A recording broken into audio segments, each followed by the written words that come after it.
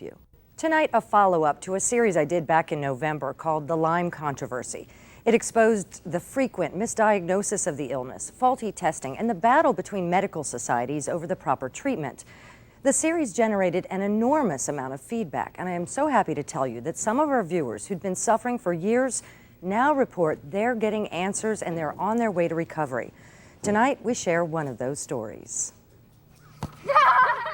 To see Sarah Eppes today, you'd never know the battle she's fought. All right, we scored! Just months ago, playing soccer with her boys was out of the question. Even watching them was an effort. I have taken the boys to their soccer games and had to crawl in the back seat and sleep, simply because I couldn't even sit up in the car to watch them. It started after this bite in 1999. It was bigger than this? Oh, it covered almost down to my elbow. Doctors told her it looked like a brown recluse spider bite and left it at that. But slowly her symptoms crept up on her. Pain throughout her muscles, constant fatigue, low-grade fevers, sleep disruption. It went on for years. So you go to doctor after doctor, and I was diagnosed eventually with lupus, fibromyalgia, which all seemed to fit, you know, the aches, the pains, symptoms. But it never was an answer for me. And then you'll listen to the audio track. Sarah struggled with trying to homeschool her boys and run a household.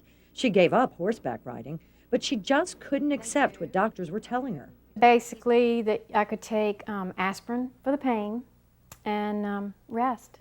So she started doing her own research. She thought Lyme disease sounded similar, but two different doctors passed her off. And I could just tell I wasn't getting anywhere.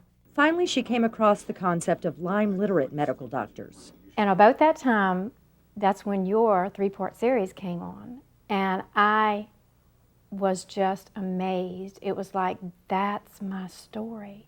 And she knows what I've been through. She's telling my life story and my medical situation. So I was really, really pumped then. I knew this was the answer, and I had to find someone who would believe me. Sarah made her appointment and drove to Fairfax. I was in shock when she listened to me, looked at my symptom log that I had kept for years, and said, I know what's wrong with you, and I'm going to help you. I was stunned. I cried.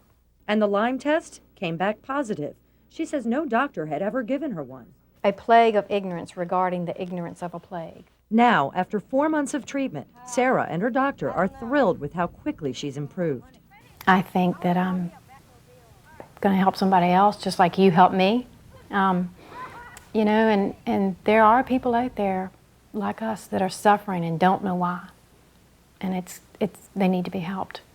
It's crazy to think that something that can be fixed is not. And people need answers.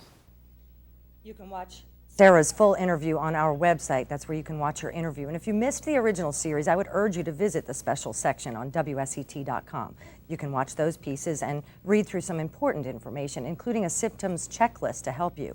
And stay tuned, there's talk of forming a local Lyme support group. We're going to post the information if that happens. Great information there, and I know you didn't want to say it, but we should point out your series touched a lot of people, and you won a very prestigious award, the Douglas Southall Freeman Award, for your report for public service. Again, it's information I'm sure a lot of people need and can use. I'm so pleased to hear that it's helped people. It's connecting with a lot of people.